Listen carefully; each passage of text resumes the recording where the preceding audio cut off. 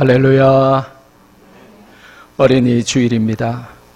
요한복음을 제외한 나머지 세 개의 성경 복음서를 공관 복음이다 그러는데, 마태, 마가, 누가복음에 보면 사람들이 아이들을 데리고 예수님께로 왔습니다. 예수님께서 그 아이들을 만져주시기를 바라면서 부모나 선생들이 자녀나 학생들을 데리고 왔을 것입니다. 그런데 충격적인 일이 벌어집니다.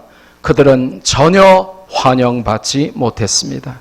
오히려 제자들이 그들을 꾸짖었습니다. 왜 그랬을까요? 1. 예수님이 피곤하시기에. 2. 미리 어포인먼트, 약속을 잡지 않았기 때문에. 3. 애들은 가라. 하나, 둘, 셋.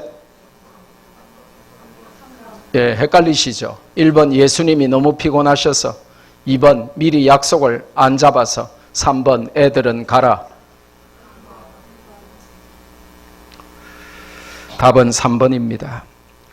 예수님 당시에, 지금으로부터 2000년 전에는 유대인들에게는 오직 남자 성인들만 중요했습니다. 여자들과 아이들은 철저히 사회적 약자였고 심지어 숫자에도 끼워주지 않았습니다. 사람을 셀 때 1명, 2명, 3명 하다가 여자가 나오면 건너뛰고 또 남자가 나와야 4명, 5명 이렇게 해서 여자와 아이들은 숫자를 카운팅하는데 들어가지도 않았습니다. 완전히 무시했죠. 그런 존재 가치가 없는 아이들을 바쁘고 피곤한 예수님께 데려와서 안수해 주시기를 바라다니 제자들 눈에는 어림도 없는 일이었습니다. 완장을 찬 제자들의 텃세는 무서웠습니다. 아이들 앞에서 부모와 선생들을 꾸짖어서 돌려보내려고 시도했습니다. 하지만 예수님은 어린아이들을 용납하고 내게로 오는 것을 금하지 말라 하셨습니다. Let the little children come to me and do not hinder them. 아이들이 내게 오는 것을 방해하는 자들이 있다. 우리가 혹시 아이들이 하나님께로 가는 것을 방해하는 방해꾼 부모, 방해꾼 선생, 방해꾼 교인들은 아닌지 우리 자신을 돌아봐야 합니다. 아이들이 내게로 오는 것을 do not hinder them. 방해하지 말아라. 그렇게 주님은 말씀하시고 천국은 어린아이처럼 하나님 나라를 받드는 자들의 것이라 하시면서 제자들이 꾸짖었고 내쫓으려고 했던 그들을 환영하고 친히 안수해 주셨습니다. 계산하지 말고 이기적인 마음 품지 말고 순수하게 진실되게 감사함으로 하나님 나라를 어린아이처럼 받을 것을 receive 할 것을 주님은 말씀하셨습니다. 전도를 해보면 그 말이 무슨 말인지 압니다. 예수님의 말씀이 정확히 이해가 돼요. 어른들은 잔머리 굴리면서 온갖 변명과 핑계를 대면서 심지어 전도지조차도 안 받습니다. 욕하며 지나갈 때도 있습니다. 하지만 아이들은 주면 주는 대로 전도지를 받습니다. 그러면서 뒤돌아보며 엄마에게 끌려가지만 뒤돌아보며 엄마 나 예수님 믿고 구원받고 싶어. 왜냐하면 우리 교회 전도 구호가 있잖아요. 예수님 믿고 구원받으세요. 이러니까 엄마 손에 비록 끌려가지만 뒤돌아보면서 엄마 나도 예수님 믿고 구원받고 싶어. 그러면 엄마가 뭐라 그래요? 치아라. 그러면 또 우리 성도들이 말씀교회로 오세요 그러잖아요. 그러면 이 아이가 엄마 손에 끌려서 가면서도 엄마 나도 말씀교회 가고 싶단 말이야. 그러면 그 엄마가 뭐라고 말합니까? 됐어. 그러죠. 예수님께서 왜 하나님 나라를 어린아이처럼 받아들이지 않는 자는 천국에 올 수 없다고 하셨는지 전도를 해봐야 말씀이 이해가 됩니다. 예수님 당시의 어린이들은 천덕꾸러기였습니다. 어린이들은 부모의 짐이었습니다. 먹이고 입히고 교육시키는 것이 큰 부담이었습니다. 어린이의 생명권과 인권과 자유는 박탈당하기 일쑤였습니다. 어린이는 언제나 우선순위에서 가장 먼 쪽에 있었습니다. 그런데 예수님은 어린이를 가까이 하시고 어린이를 사랑하시며 어린이를 귀하게 여기셨습니다. 여기 우리 어린이들, 우리 자녀들, 예수님이 오셔서 여러분이 사랑받게 됐음을 감사하시기를 바랍니다. 오늘 예수님께서 사랑하시는 어린이 주일입니다. 기독교는 어른들뿐만 아니라 어린이들을 사랑합니다. 우리 교회는 어린이들을 사랑하고 귀하게 여기며 어린이들에게 복음을 계승하는 교회가 될 수 있기를 주님의 이름으로 축복합니다. 시편 119편은 히브리어 알파벳 22글자를 가지고 한 글자에 8절씩 모두 176절로 된 답관체 시다. 그렇게 지난 시간에 배웠죠. 오늘은 두 번째 시간으로 17절부터 32절까지의 말씀을 살펴보려고 합니다. 17절에서 24절은 히브리어 알파벳 세 번째 단어인 끼메를 각절의 머리 글자로 사용합니다. 저기 보면 끼멜이 저게 낙타를 형상화한 알파벳이에요. 그리고 25절에서 32절은 히브리어 알파벳 네 번째 단어인 달렛을 각절의 머리 글자로 사용합니다. 저거는 뭐를 형상화했습니까? 저게 이제 문을 형상화한 건데 요렇게 해가지고 이제 하나만 더 끄면 문이 되죠. 그래서 이제 문을 형상화한 게 달렛입니다. 그래서 17절부터 24절은 각 절이 전부 낙타를 상징하는 이 끼멜이라고 하는 알파벳으로 전부 각 절이 시작되고 25절에서 32절은 문을 상징하는 이 달렛이라고 하는 히브리어 네 번째 알파벳으로 각 절이 시작된다. 그렇게 말씀을 드립니다. 오늘 본문은 우리의 영혼이 눌리고 녹을 때 어떻게 해야 하는지를 알려주는 삶의 지침서, 매뉴얼입니다. 성경이 알려주시는 이 지침이 우리를 살리고 회복시키는 시간이 되기를 주님의 이름으로 축복합니다. 먼저 오늘 본문을 관통하는 핵심은 18절 말씀인데 영안을 열어주셔서 말씀을 깨닫게 해 주소서 하고 여러분의 영혼이 눌리고 녹을 때 그렇게 기도해야 한다는 것입니다. 눈 건강에 좋은 식품 루테인과 지아잔틴 같은 약과 함께 결명자차나 당근 그리고 체리 등이 좋다고 합니다. 모든 베리 종류가 다 눈에 좋아요. 특히 최근에는 딸기가 그렇게 눈에 좋다고 합니다. 나중에 가실 때 G마트에서 딸기 한 팩 꼭 사 가셔서 핸드폰 밤에 하시기 전에 꼭 딸기 몇 개 씻어서 드시기를 바랍니다. 눈이 나빠지면 어떻게 해야 됩니까? 안경을 써야죠. 제가 우리 집안에 안경 쓰는 사람이 없는데 공부를 열심히 했는지 중학교 3학년 때 눈이 나빠졌어요. 그런데 이제 그 당시에는 온 동네에 안경점 하나 있을까 말까 하던 그런 시절인데 마침 우리 동네 주택가에 시장통에 안경점이 하나 생겼어요. 그 안경을 맞추러 갔는데 그전에는 교회 어른들을 봐도 이렇게 막 긴가민가 하고 얼굴이 안 보이니까 막 저 녀석이 금방지게 어디서 인사를 안 하고 이렇게 혼도 나고 막 그랬는데 책을 읽어도 글씨도 잘 안 보이고 선생님이 저 칠판에 쓰신 글자도 잘 안 보이고 그랬는데 태어나서 처음으로 중학교 3학년 때 안경을 탁 썼는데요. 새로운 세상이 열리는 겁니다. 다 보이는 겁니다.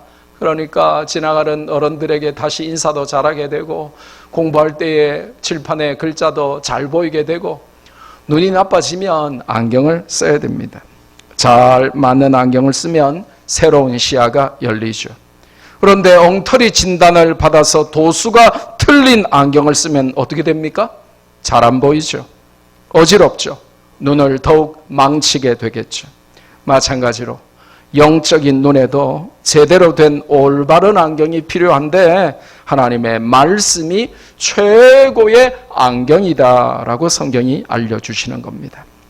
공부를 많이 해서 학위를 받는 것도 멋진 안경이 될 수 있고 견문과 경험을 많이 쌓는 것도 좋은 안경이 될 수는 있지만 최고의 안경은 아닙니다. 성경은 우리에게 최고의 안경을 설명하면서 바로 하나님의 말씀이라고 알려주십니다. 특별히 영혼이 눌리고 영혼이 녹는 절체절명의 시기에 하나님은 말씀을 통해 우리의 영안을 열어주사 놀라운 것을 보게 하시는 분이십니다. 그러면 질문해야 되겠죠. 왜 우리에게는 영안을 열어주시는 말씀이 필요합니까? 시편 기자는 19절에 그 이유를 설명합니다. 우리가 이 땅에서 나그네가 되었기 때문에 하나님이 씌워주시는 선글라스가 필요하다는 것입니다. 나그네라는 말은 무슨 말이냐 하면 길을 모른다는 것입니다. 길을 처음 간다는 것입니다. 그게 나그네 순례자입니다. 여러분 인생 80 전에 한번 살아보신 분 손 들어보세요. 아무도 없잖아요. 예. 내일 살아보신 분 손 들어보세요. 아무도 없잖아요. 한 달 후, 1년 후, 10년 후 살아보시고 여기 오신 분 손 들어보세요. 아무도 없습니다. 우리는 길을 모릅니다. 우리는 그저 나그네요 순례자일 뿐입니다. 인생 나그네 길을 살아갈 때에 하나님께서 진리의 말씀으로 우리의 영안을 열어주셔야만 실족하지 않고 어긋나지 않게 순례의 길을 낙오 없이 걸어갈 수 있는 것입니다. 하나님이 씌워주시는 말씀의 선글라스를 쓰지 않으면 자꾸 다른 걸 보게 됩니다. 다른 빛의 영향을 받고 다른 것만 보게 돼요. 20절에 보니까 영안이 열려 말씀의 진리를 깨달은 자들은 그 말씀을 항상 사모하게 됩니다. 고기도 먹어본 자가 아는데 저처럼 고기 싫어하는 사람들은 이게 뭐 고기가 맛있는지 맛없는지 와이프가 먹으니까 따라 먹고 애들이 먹으니까 따라 먹고 우리 성도들이 교사들이 먹으니까 따라 먹지, 저는 저보고 혼자 사 먹으라고 하면 저는 절대로 다른 거 사 먹지 고기 안 사 먹어요. 고기도 먹어본 자가 맛을 알아요. 그래, 먹어본 자가 자꾸 돼지고기도 먹고 소고기도 먹고 말고기도 먹고 오리고기도 먹고 다 고기 먹는 것이죠. 성경에 보니까 하나님의 말씀의 맛을 아는 자들이 자꾸 말씀을 사모하게 된다는 것입니다. 말씀이 듣고 싶고 읽고 싶고 배우고 싶어서 안달이 난다는 것입니다. 그래서 써보고 찾아보고 묵상하고 암송합니다. 오늘 본문에 자꾸 작은 소리로 하나님의 말씀을 읊조린다 하는데 이게 바로 암송입니다. 그래서 제가 늘 전에도 가르쳐드렸죠. 암송하면 암송한다. 말씀을 암송 외우면 암송, 암도 보내버린다. 암송하면 암송한다. 늘 알려드렸죠. 말씀을 맛본 자들은 그 말씀을 더욱 사모하게 되어 있답니다. 21절에 보니까 영안이 열리지 않아서 말씀을 깨닫지 못하면 어떻게 됩니까? 성경이 알려줍니다. 자꾸 영적인 가출을 시도하여 하나님의 품을 떠나서 은혜를 배척하다가 결국에는 하나님의 꾸짖음을 당하는 인생이 되고 만다고 말씀합니다. 우리가 중고등학교 다닐 때 어릴 때는 다 가난하고 못 먹고 못 배우고 하니까요. 중학교 졸업하고 이렇게 조직에 들어가고 고등학교 졸업하고 동네 조직에 들어가고 늘 당구장에 다니고 공부 안 하고 늘 뭐 그렇게 골목에서 친구들 때리고 돈 뺏고 뭐 그런 아이들이 많았습니다. 그러던 친구 중에 하나는 고등학생 때 가출을 했어요. 뭐냐, 집이 가난하고 뭐 집에 있어봤자 유익한 게 하나도 없고 혼만 나고 부모들은 늘 술이나 마시고 그러니까 이 아이가 이제 어느 날 이제 공부 안 한다고 혼나니까 가출을 했어요. 근데 한 일주일쯤 이렇게 거지처럼 떠돌다가 춥고 배고프니까 집에 들어갔어요. 그러니까 또 죽도록 맞고 또 이제 혼나고 하니까 며칠 있다가 또 가출했어요. 그래서 자기 입으로 가출 8번 했다고 이렇게 자랑하는 걸 들었습니다. 여러분, 가출 한 번 하면 한 번 하는 게 어렵지 2번, 3번, 4번, 5번 가출하는 거는 아주 쉽습니다. 한번 해봤는데요. 오늘 성경이 영안이 열리지 않은 사람, 하나님의 말씀을 깨닫지 못한 사람은 자꾸 하나님으로부터 영적 가출을 시도하고 자꾸만 하나님을 멀리 떠나려고 한다고 알려주십니다. 그래서 하나님이 그들을 꾸짖는 하나님의 진노를 받는 인생이 되고 만다고 말씀하십니다. 그들은 교만해서 그렇다라고 성경에 알려주시고 저주를 받아서 그렇다라고 말씀하시고 하나님의 계명으로부터 자꾸 멀어지려고 한다는 것입니다. 성경 공부할 때 성경 공부 울렁증 있어가지고 도망치는 성도들, 제가 이렇게 말하면 마음 상할지 몰라요. 근데 여러분의 사정과 형편이 성경 공부 안 하고 가야 되는 것이라고 변명하기에는 성경 공부의 유익이 너무 크기 때문에 마귀가 여러분에게 자꾸 성경 공부 안 하고 갈 핑계를 준다고 여러분이 생각하셔야 돼요. 그래서 여러분의 본성을 거스르는 순종이 필요해요. 내 온 형편과 사정과 처지는 지금 성경 공부 안 하고 도망가고 싶지만 그래도 그거는 마귀가 기뻐할 거기 때문에 나는 내가 살아야 되기 때문에 나는 하나님 말씀 쪽으로 가야 되겠다. 영혼의 가출을 중단해야 되겠다. 그렇게 여러분이 결단하시기를 바랍니다. 그렇게 하면 22절에 보니까 영안이 열리게 되고 말씀이 깨달아져서 나를 향해 쏟아졌던 그 수많은 비방과 멸시가 떠나갈 것이다 라고 알려주십니다. 또 23절에 보니까 영안이 열려서 진리를 깨달은 자들은 권력자의 횡포가 두렵지 않다고 말씀하십니다. 오히려 읊조리는 말씀으로 위대하고 거룩한 대반격을 시작하게 된다고 알려주시죠. 영안이 열리면 두려워할 자와 아니할 자를 분별할 수 있게 됩니다. 우리가 두려워할 분은 오직 하나님 한 분이시죠. 그래서 인생의 절체절명의 순간에 우리의 영혼이 눌리고 녹을 때에 우리는 뭐라고 기도해야 되냐 하면 우리의 이 영안을 열어주시옵소서. Enlighten our spiritual eyes. 우리의 영안을 열어주옵소서. 그래서 진리의 말씀을 깨닫게 해 주옵소서. 그래야 영혼이 눌리고 녹음해서 벗어날 수 있다라고 말씀하십니다. 두 번째로 우리의 영혼이 눌리고 우리의 영혼이 녹아내릴 때 우리는 하나님의 말씀의 지도를 받게 해주세요. 말씀의 충고를 받게 해주세요. 그래서 말씀대로 사는 기쁨이 있게 해주세요. 이렇게 기도해야 된다고 우리에게 알려주고 있습니다. 본문 24절에 보면 말씀은 두 가지 역할을 합니다. 하나는 즐거움이 되고 또 하나는 카운셀러, 한글 성경은 충고자 이렇게 했는데 상담자의 역할을 합니다. 시편 119편 전체를 관통하는 핵심 중에 하나가 말씀이 주는 기쁨입니다. 말씀이 주는 즐거움이 없었더라면 내가 고난 중에 아마 죽고 말았을 건데 하나님이 말씀을 통하여 나에게 기쁨과 즐거움을 주셔서 오늘까지 내가 살아있다. 말씀은 정말 즐거움이 되고 기쁨이 된다. 이게 시편 119편 전체를 관통하는 핵심입니다. 한번 확인해 볼까요? 119편 92절.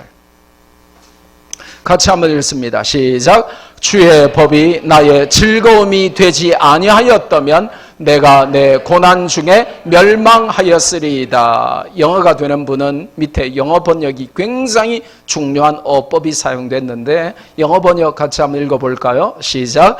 If your law had not been my delight, I would have perished in my affliction.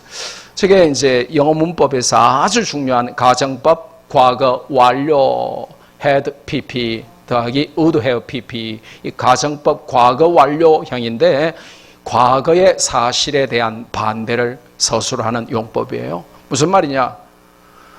내가 과거에 너무 많은 어려움과 문제가 있어서 콱 자살하고 싶고 콱 어디서 뛰어내리고 싶고 막 목 매달고 싶고 막 그랬는데 그때 하나님의 말씀이 나의 즐거움이 돼가지고 말씀 배우고 말씀 읽고 말씀 듣고 말씀 쓰고 그러면서 그 말씀이 주는 즐거움과 기쁨이 나의 모든 어려움과 고난과 문제를 다 없애버려가지고 말씀 아니었으면 나는 내 고난 중에 죽고 말았을 건데 말씀 때문에 내가 살았다.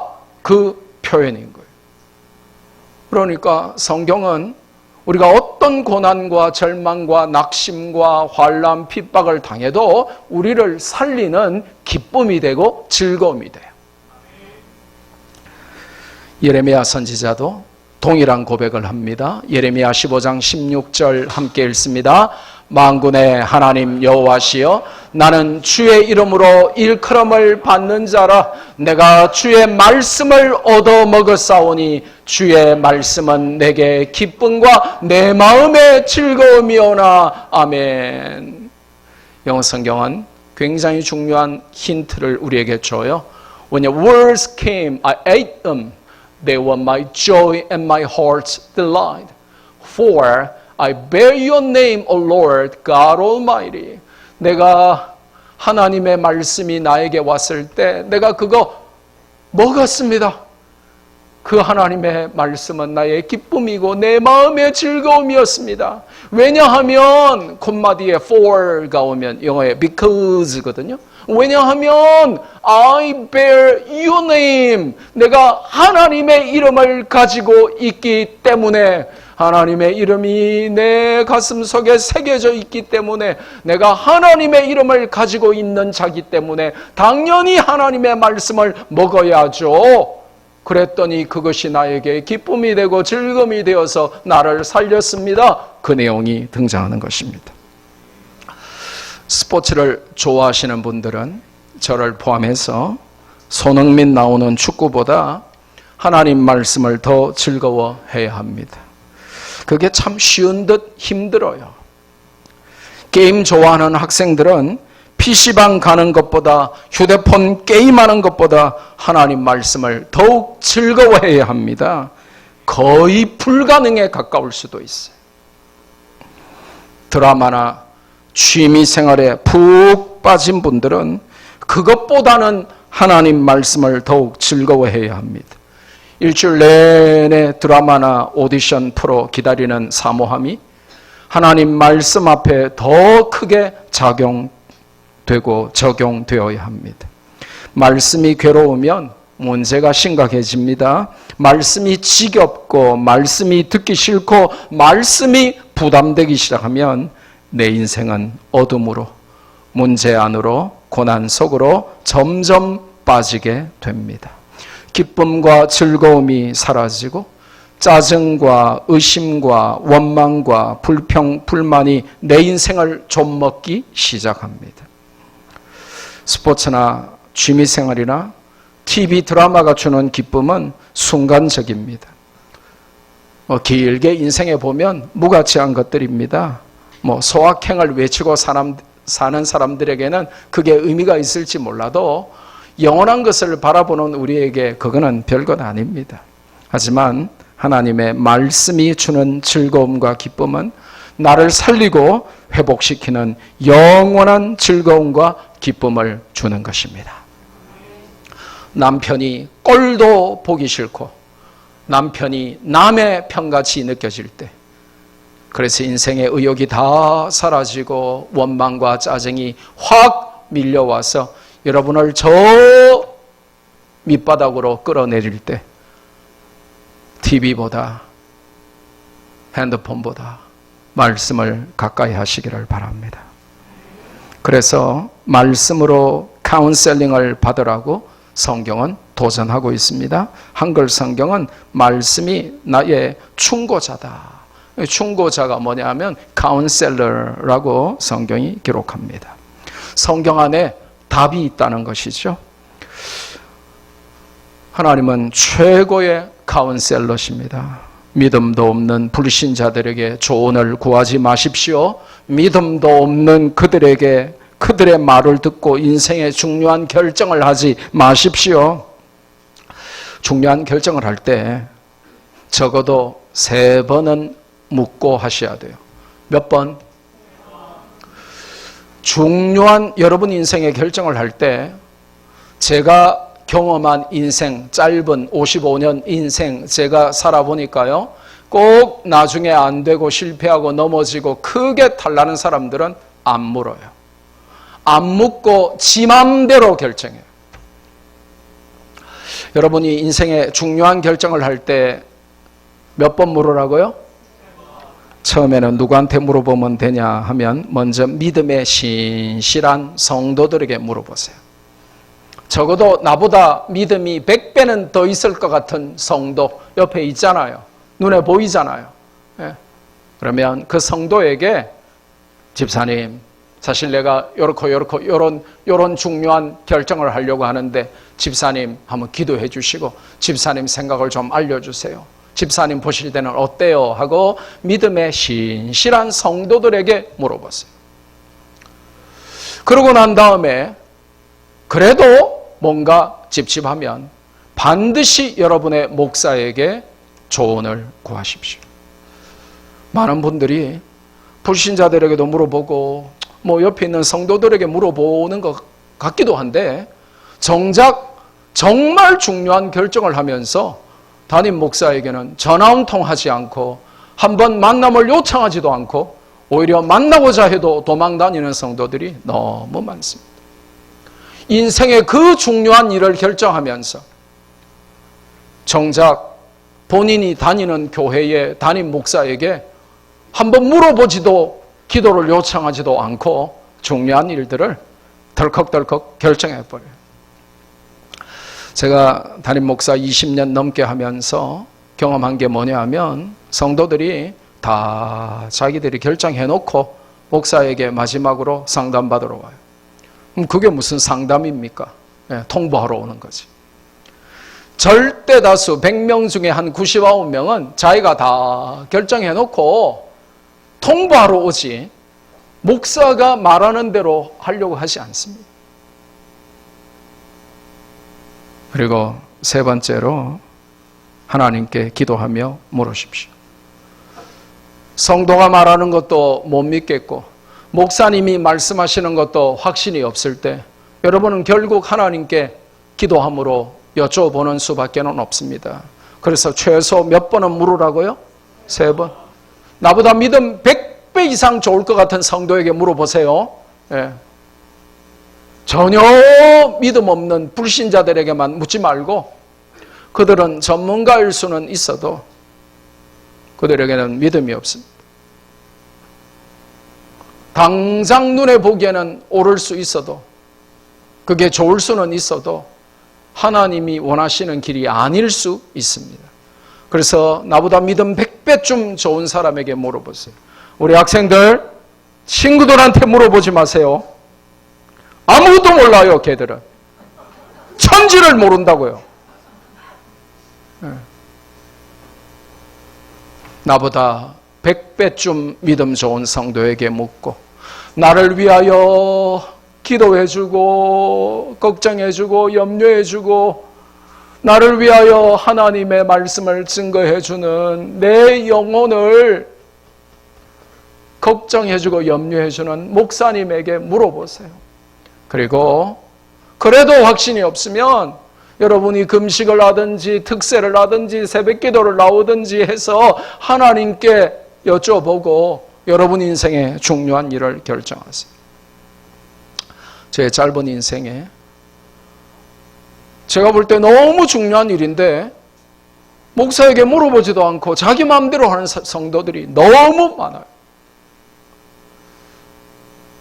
참, 지나고 보면 그게 1년도 아니고 2년도 아니고 한 달만 지나도 일주일만 지나도 그게 너무 어리석다는 걸 아는데 그 중요한 인생의 결정을 안 믿는 사람 말 듣고 하고 내 감정이나 내 기분으로 하고 그러니까 늘 인생이 그 모양 그 꼴밖에 안 되는 것입니다.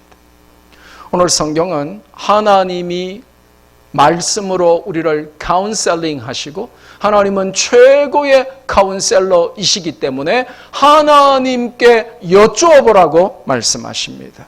말씀의 충고를 지도를 받아야 된다라고 알려주시는 것이죠. 내 자존심이나 감정이나 경험과 지식이 최종 결정권을 휘두르게 하지 말고 하나님의 말씀이 마지막 결정을 하게 하시기를 바랍니다. 어떤 사람은 좋은 직장 잘 다니다가 어느 날 물어보면 때려치웠대요. 근데 목사는 나중에 알아요. 왜 그 좋은 직장 다니다가 때려치우기 전에 그 인생의 중요한 결정을 그 영혼을 지도하는 담임 목사가 몰라야 되냔 말이에요. 어떤 사람은 사업을 한대요. 그 사업하기 전에 믿음 좋은 성도들에게 카운셀링을 받고 목사에게 기도를 부탁하고 하면 좋겠는지 안 하는 게 좋겠는지 하면 쫄딱 말아먹겠는지 목사에게 기도를 부탁하고 그리고 하나님 앞에 매달려서 응답받아야죠. 그런데 내 생각이 내 속에 너무 많아가지고 믿음 좋은 성도의 말도 목사의 말도 하나님의 뜻도 상관없이 내가 최종 결정하는 사람들이 너무나 많아요. 말씀의 지도를 받아서 말씀대로 살아야 기쁨을 빼앗기지 않습니다. 내 영혼이 눌리고 내 영혼이 질식당하고 내 영혼이 너무나 물처럼 녹을 그때에 하나님의 말씀의 지도를 받아야 내 안에 기쁨과 즐거움이 나를 살린답니다. 마지막 세 번째로 내 영혼이 눌리고 내 영혼이 녹아 없어질 것 같은 절체절명의 시기에 우리는 뭐라고 기도해야 합니까? 나를 살리시고 세우시는 것은 하나님의 말씀밖에 없으니 그 살리는 말씀, 세우는 말씀을 체험하고 누리게 해달라고 기도해야 한다는 것입니다. 인생은 장밋빛 탄탄대로만 펼쳐지는 가머디, 희곡이 아닙니다. 때로는 폭풍우나 눈보라가 휘몰아치고 절벽이 눈앞에 펼쳐지고 난공불락의 요새가 장애물처럼 우리 인생을 막아설 때도 있습니다. 불면의 밤을 지새우는 슬픔과 탄식과 위기가 가끔 우리를 신방하죠.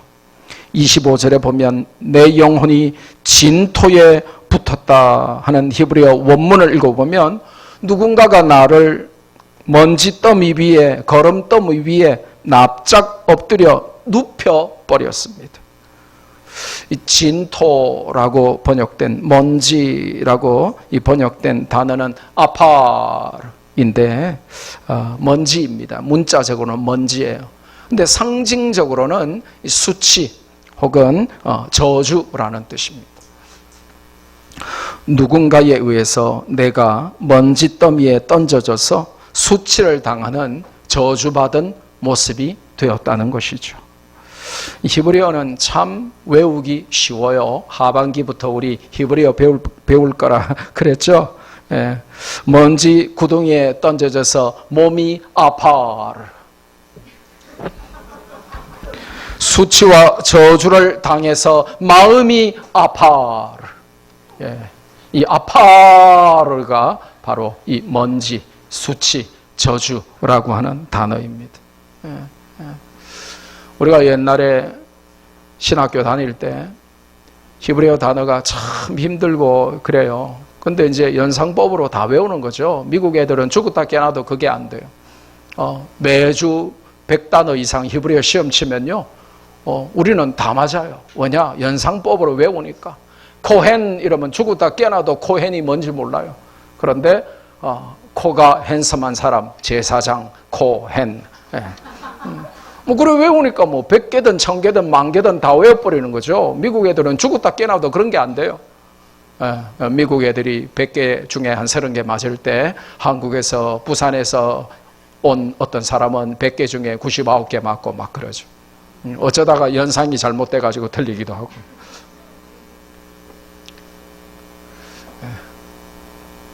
몸이 먼지 구덩이에 던져져서 땅에 쥐어 박히니까 몸이 아파르. 그래서 창피하고 부끄럽고 수치와 지옥과 저주를 받아서 마음이 아파르. 그런 상황이 됐을 때 28절에는 영혼이 눌림을 당하고 마음이 녹는다라고 말씀합니다. 얼마나 처량하고 불쌍하고 소망이 없는 모습입니까? 그럴 때에 하나님이 우리를 대신방하십니다. 할렐루야. 문제가 우리를 신방해도 두려워하거나 놀라지 말아야 되는 이유는 그럴 때에 하나님은 우리를 대신방하시기 때문입니다. 무슨 말인지 이해가 안 됩니까? 마귀가 문제를 통해 우리를 신방하면 하나님은 대신방하신다니까요. 가끔 마귀도 하나님 흉내 낸다고 하나님 비스무리하게 시험으로 마귀도 우리를 대신방하려고 하면 하나님은 특대신방을 한단 말이에요. 그래서 마귀가 신방하면 하나님은 대신방, 마귀도 하나님 따라가지고 대신방하려고 까불면 하나님은 특대 울트라 슈퍼 신방, 그렇게 하나님이 우리에게 신방하십니다. 자, 그럼 퀴즈 나갑니다. 하나님이 문제가 우리를 신방할 때에 하나님은 대신방하시는데 하나님은 어떻게 우리를 대신방하실까요? 그렇죠. 말씀으로 대신방하신다는 것입니다. 다른 말로 하면, 정확하게 하면 하나님은 말씀을 보내시고 대신방하십니다. 시편 107편에 굉장히 자세히 나와 있어요. 107편 10절에서 12절 그리고 19절에서 20절 너무너무 중요하기 때문에 여러분이 성경을 찾아서 밑줄 그어가면서 같이 읽으면 좋겠습니다. 시작. 사람이 흑암과 사망의 그늘에 앉으며 곤고와 쇠사슬에 매임은 하나님의 말씀을 거역하며 지존자의 뜻을 멸시함이라. 그러므로 그가 고통을 주어 그들의 마음을 겸손하게 하셨으니 그들이 엎드러져도 돕는 자가 없었도다.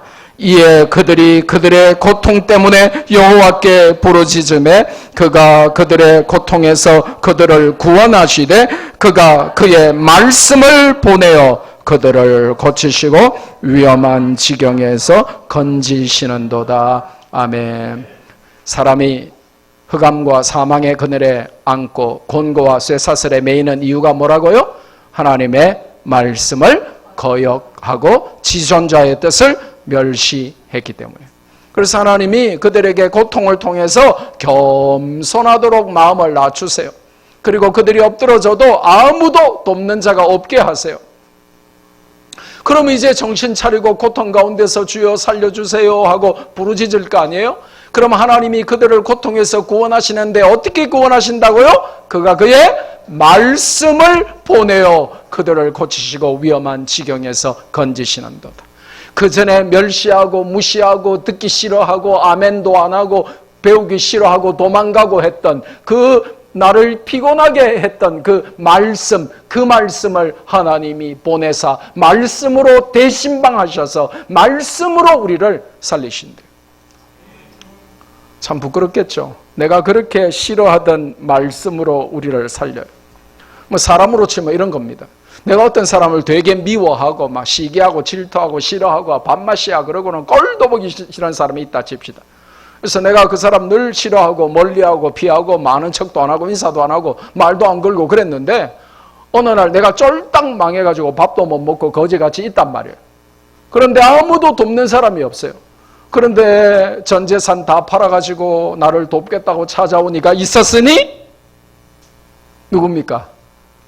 내가 싫어하고 미워하고 밥맛이라고 했던 그 인간. 성경이 참 놀라운 메타포를 우리에게 줘요.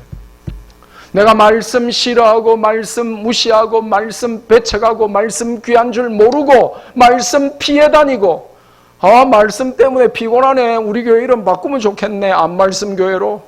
왜 우리 교회는 매일 성경 공부한다고 그러지? 왜 우리 교회는 자꾸 말씀 피곤하네, 교회 옮길까?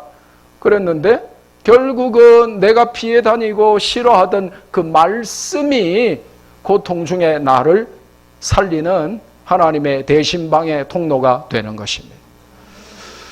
여러분이 영혼이 막 눌리고 프레스 기계에 영혼이 찍히는 것 같고 여러분의 영혼이 염산에 녹는 마음같이 그렇게 녹을 때에 여러분을 살리는 것은 하나님의 말씀을 통한 대신방밖에 없다고 성경이 알려주시는 것입니다.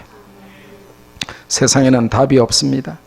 오직 말씀 안에만 답이 있습니다. 25절에 보니까 하나님의 보냄을 받아 우리를 대신방하는 그 말씀이 우리를 살아나게 합니다. 28절에 보니까 말씀이 대신방하여 우리를 앉아있고 누워있고 쓰러져 있는 우리를 다시 세워줍니다. 31절에 보니 말씀이 신방한 결과로서 우리의 수치를 물러가게 하는 것입니다. 아까 수치가 뭐라고요? 아파라. 아파라 하고 살았는데 말씀이 우리의 아파라 수치를 물러가게 만들어버린다는 것입니다. 그걸 체험해야 믿음의 확신 가운데 흔들리지 않고 승리할 수 있는 것이죠. 말씀 맺습니다. 우리가 인생을 살다 보면 내 영혼이 눌리고 녹을 때가 있습니다. 우리 어린 학생들 혹은 청년들은 아직 천지를 모릅니다. 인생이 그렇게 시련의 아픔 정도, 그 정도 외에는 알 게 별로 없어요. 부모가 먹여주죠, 입혀주죠, 재워주죠, 용돈 주죠, 공부시켜주죠.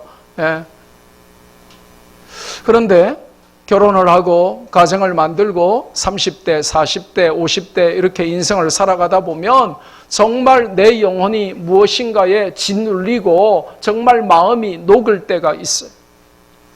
이 세상에 누구도 나를 도울 수 없다라고 생각될 때가 있어요. 그때 말씀을 깨닫는 영안이 열리기를 기도하라는 것입니다. 왜냐? 그 안에 답이 있다는 것입니다. 말씀의 카운셀링을 받아 말씀 안에서 세상에 다 뺏겨버리고 마귀에게 뺏겨버린 기쁨과 즐거움을 누리도록 기도하라는 것입니다. 오직 말씀만 나를 살리시고 세우심을 믿고 말씀의 체험이 많은 인생을 살아라. 이것이 오늘 시편 119편이 우리에게 주시는 메시지입니다. 이 말씀의 교훈을 잘 받아서 영혼이 눌리고 녹을 때 그것들을 가뿐하게 뛰어넘고 승리하는 우리 말씀교회 성도들 다 되시기를 주님의 이름으로 축복합니다. 받은 말씀 붙들고 우리 한번 기도할까?